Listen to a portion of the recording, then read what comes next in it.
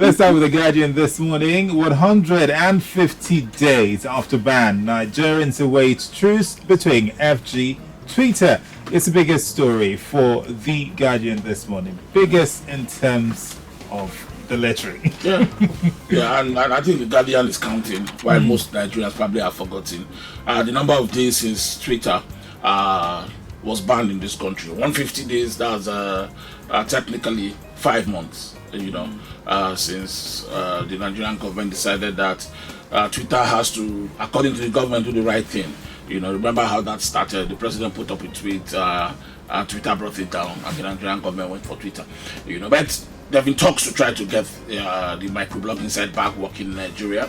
On Independence, 1 month ago today, the president of the national broadcast said it's only a matter of days, but in 1 month now, the Minister for Information, who is saddled with this responsibility, said talks are ongoing with the American company, and once they meet the conditions the Nigerian government have said, they will come back online in Nigeria. And the period, these 150 days have shown clearly that Twitter has become very important in the lives of people who use media, social media especially, because you can see when the government is suffering. The other day, the CBN had a small issue to deal with. They couldn't get Nigerians informed because the one best way was to microblog it, using Twitter. They couldn't, they can't do it on Facebook successfully. WhatsApp is not the kind of forum to throw this kind of information around. So you can see that if there was Twitter, the CBN probably have been able to explain this more. So it's not just the citizens that are feeling this heat, even government. In explanations, experts will tell you that between the SMEs, small people who do small businesses, and even the government, they've lost over 370 billion naira estimated, since the Twitter ban 150 days ago. So you can imagine that money working in your economy. You can imagine the impact that will make, that kind of amount of money, as part of your economic activities, your GDP. So I think there must be a sale effort to get things working and Twitter back, so people who use it for whatever purposes, especially advertisement, branding, and the simple work of microblogging of news, can get back to it. Someone has said that it probably will happen this week because of the 10 demands, the Nigerian government imposed on Twitter. They have met 9. The one demand that is left is the issue of, having a physical presence in Nigeria, and that Twitter is open to that happening. So if they sign up on that, probably before the end of this week. I'm not saying I'm the one that said it. This is what I heard. Because on Friday now, someone will say that you said that. You said this. It don't happen like that. Because President Buhari will said a few days. From October 1, it's 30 days now. So let's hope so. But the general consensus there, we all agree that Nigeria needs Twitter. Yeah, even as much as Twitter needs Nigeria. It's a big economy. Indeed. So on the front page of The Guardian, intrigues as PDP governors take firm charge of party. Good for them. But that's a big story. I think that's our major talking point. Yeah. Because even while I was in Lokoja all Saturday, I was following the PDP convention. It was live on television, so I watched it and spoke to people around. I saw a lot of things that happened. I saw Tinubu very angry and accused somebody of betrayal. I saw at the end of the day, if you understand how that political party works, and Nigerian politics work, you see that things are taking shape around a plan for the party. And over the time, I will just talk about how the governors of the governor, PDP governors, 13 of them, are trying to take control of the party. They want to hold the important structures of the party, and probably amongst themselves nominate who will be the next presidential candidate, and even the running mate. You can see that that's what they have done, especially with the emergence of the National Working Committee members. The governor's candidates all won, and the last straw, I think, was the position of Deputy National Chairman South between Olagunsoye Oyinlola, former governor, former military administrator, former civilian governor, and Taofik Arakpaja, former deputy governor for your state. You see, Oyinlola is a power broker in that party, one of the leaders of the party, very respected in the Southwest. And his choice was obvious. In fact, his choice was, if the Southern, the candidates for the party chairmanship to the South, they've been saying it since, the military guys in the PDP, the founders of the party, favor Oyinlola.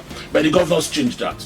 And they changed it not just in the last, but also in the emergence of the national chairman of the party. Remember, David Mark was the favored choice, when it was agreed that throw it open, I was zone it to the north. Do you know the amazing thing about it is the fact that Iyorchia even came, very late into, Iyorchia was a consensus candidate based on an agreement that's been reached amongst not just the governors but also major stakeholders in the party.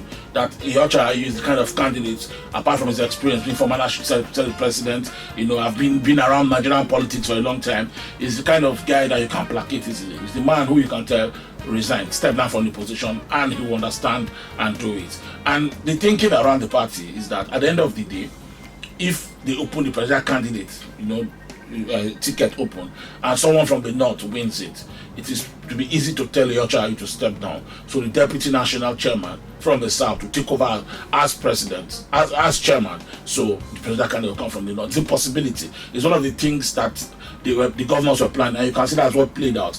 Because at the end of the day, Seyi Makinde, governor of Oyo State, who is the PDP leader in the southwest, because Ayofa can't lay claim to that anymore. Makinde has taken that from him. He was also out for Inola, but he was convinced that no, support Arakpacha.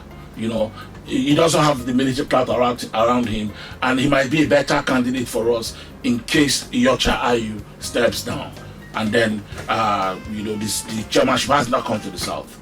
So he changed his mind. The governor won there. The same thing Samuel Ortom did, with the David Mark question. David Mark, even though he did not declare openly, he was being touted as national chairman, but the governor sat down and decided that David Mark, another ex-military, let's cut down the military influence on this party. So they went for Iyorchia Ayu. David Mark with some governors, Governor Ortom with some other governors, went to David Mark and told him, we prefer Ayu. David Mark said, no problem. I go with you. So you can see that what the governors are doing is trying to wield the influence of the ex-military men in the party, because they remember very clearly what happened at the convention in Port Harcourt, that brought Atiku to power. Atiku did not have the upper hand in that convention when it started. Governor Woke was pushing for Tambuwal, and Tambuwal was having the lead. Saraki was coming a close second until a certain general arrived at the convention venue and said he came with a message from the generals that let's elect Atiku Abubakar, and the tide changed. Atiku Abubakar emerged presidential candidate that evening from being the third horse in the race. He now moved up because of the influence of the military generals. When General Gusau arrived at that convention, who sent him we do not know. A lot of who touted when they see the military generals, they're talking about the IBB and Abu Salami, the Mina generals, they're the ones who have decided that let's go with Atiku Abubakar. So I think the 13 state governors of the PDP are trying to cut down that influence, even though it will be hard to tell me that Governor Umaru Fintiri, the chairman of the convention from Adamawa State, will not support Atiku Abubakar. It will be hard to convince me, But you can see that the state governors are trying to have an influence, wield, the control of the party from the ex-generals and take it to their own hands. Led by Governor Wike, his own candidate for national secretary, Samuel Anyanwu, returned unopposed, unanimous. Seyi Makinde supported Arakpacha, unanimous.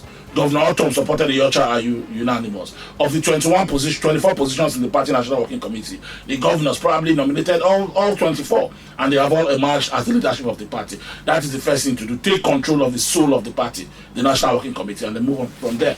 Did you enjoy this video? Hit the subscribe button for more, leave a comment, and like. Thank you.